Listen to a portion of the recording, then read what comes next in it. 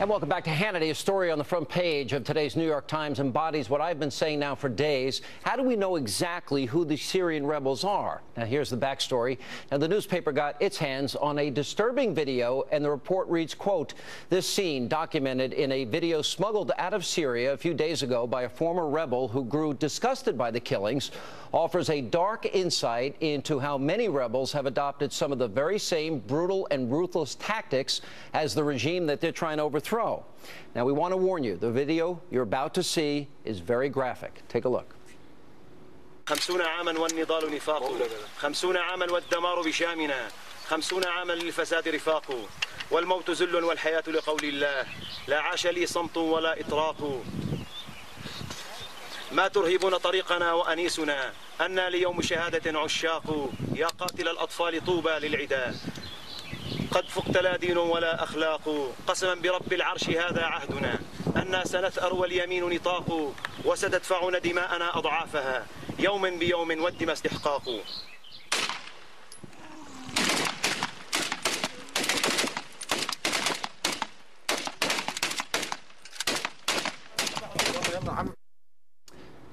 Then the video goes on to show the bodies laying in a mass grave. Earlier today, the administration was asked about this horrific video. Here's their answer. We are horrified by today's photo in the New York Times asserting that Syrian rebels are standing over regime soldiers, getting ready to execute them. We can't confirm the alleged perpetrators' affiliations, but we strongly condemn summary executions by any party in Syria. We've reached out to opposition officials, and we're seeking more information at this time. And joining us now with reaction, Fox News political analyst Juan Williams and former Florida Congressman, Fox News contributor Alan West. Great to have you in studio, by the way. It's great to be here. Good to see you. Juan, thank you for being here.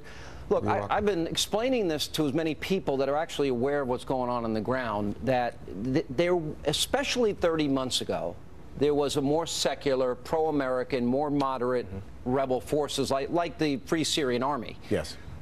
Their forces have dwindled, and there's been a flooding of the zone by al-Qaeda-linked terrorists. Yeah. So you're absolutely right, Sean. What has happened, you had the Free Syrian Army, which were mainly defectors from the Syrian Army and also from the Syrian regime. They're led right now by Colonel Riyadh, and they have not gotten the support that's necessary, and there was a window of opportunity to really shift the balance, if you want to call it that, in this civil war. But what has happened is now you had Turkey come in, Saudi Arabia, Qatar, and the Muslim Brotherhood, and they have backed what is called the Supreme Military Council, and that is much more Islamist. Then you have groups like the Al-Nusra Front. Al-Qaeda in Iraq has renamed itself the Islamic State of Iraq and Levant, and you have all of these other splinter groups under the Supreme Military Council led by General Idris. So, but even some of the comments of some of those, quote, more moderates are even anti-Israel. Yeah, it absolutely is. Yeah. And so, you know, when you talk about you're going to go in and degrade the capability of Assad and upgrade the capability of the opposition, well, which opposition? You have to be very careful of that. You know, there's 2 points, Juan, that I've been making that we've got to be very, very aware of. Number one, the threat, which I think is real, clear, present danger, credible, and that is that Syria and Iran will, in fact, retaliate against Israel. And the second one is we ultimately could help al-Qaeda-linked rebels in their battle against Assad, and that would not be, either scenario is not good for us or them, for Israel. That's exactly right. I mean, that's why I have opposed the intervention until this weekend, when I sort of switched sides, because I got the picture, and it's very clear that this is a proxy war with Iran, and that the Iranians, not only supporting Assad, but supporting some of the very elements, you know, Hezbollah and others that have been anti-Israel, and then, of course, supporting people like the Islamist Front that Colonel West was just talking about, that are stretching out now from areas of Iraq, Anbar province, all the way across into Syria to try to establish some kind of Islamic republic. Let me ask you then, because all of the instability, a lot of the instability in the Middle East, there has been a proxy war, and it all goes back to Iran.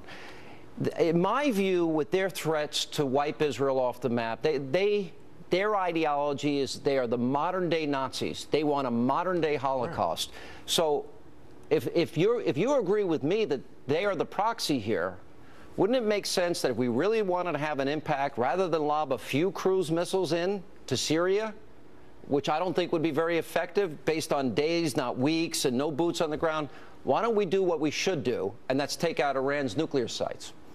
Well, that's a provocative act against someone who has not attacked us, not attacked any of our allies, or threatened our national interests, Sean. They're fighting a proxy war by your own words. Oh, now you come to it, which is my thinking, which is that's where the front is in this effort. And if we fail to respond in terms of the use of these biological weapons, we are sending a signal then to Iran, oh, you know what, you can do what you want with biological weapons and advance that thought, I think it's nuclear bigger weapons. Than that. With all due respect, we've got to stop them right now. All right, let me go to Colonel West. Colonel, if people are outraged, there was nearly 100,000 killed without chemical weapons. Now it's 1,400. There could have potentially, if you take the sick, twisted ideology of Iran and you marry it to a nuclear weapon, I have zero doubt they'd use it. So that seems to me to be the bigger issue that we really need to focus on. Well, that's the whole point. I mean, the strategic vision is what we need to have, and the mutually assured destruction theory that we doesn't apply to them. It does not apply to them. 72 virgins. Absolutely, and that's what they're looking for. You see, my concern is when you look at what happened with Libya, no one considered the unintended consequences there. So now we have radical Islamists all over that country. We have shifted the balance there. We have Islamists being trained by Al-Qaeda and Muslim Brotherhood to go to Syria to fight, and we have to be very careful about stepping into Syria and tipping that balance as well. So if this is a proxy war, and understand, you know, before there was Al-Qaeda, there was Hezbollah, who killed 238 Marines in Beirut. They're supported by Iran. Iran is really the center, the nerve center, and sometimes you have to go after the head, and I think that if you want to do the right thing strategically, you maybe want to focus against Iran so that you don't give them the initiative. Isn't this a pinprick? I mean, based on what the administration is saying, days, not weeks, no boots on the ground, no regime change, those are their words. This sounds to me like it's just, okay, I drew a red line, now I've got to back it up. Well, let me, being an artillery officer, let me explain something. Chemical weapons can be fired from artillery tubes, mortar tubes, from, you know, rocket launch platforms. Those can be easily hidden. Those can be moved. A cruise missile is not going to do anything there.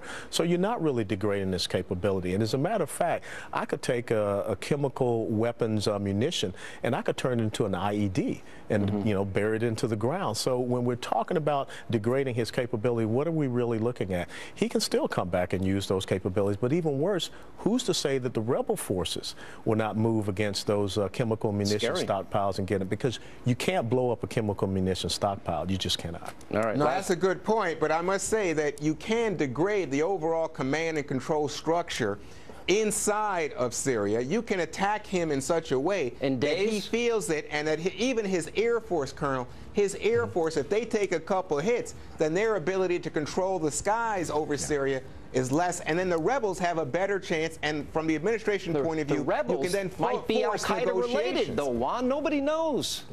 Well, I agree with you on that point, Sean, but there are bigger American vital interests at stakes, and we can't afford to look like punks just standing on the sidelines. If we want to look tough, take out Iran's nukes, which we're going to have to do sooner or later, because if they get nukes... You're looking at big-time World War III action, to use your language. I'm looking at preventing mass death and a Holocaust in our lifetime. That's what I really worry about. We will probably start a World War III if we go in... Just with cruise missiles. Absolutely. All right. No, I don't see that. Okay. We're going to do it right. And all the symbolic pinprick stuff is just silly to me. All right, appreciate you both being with us. Coming up next.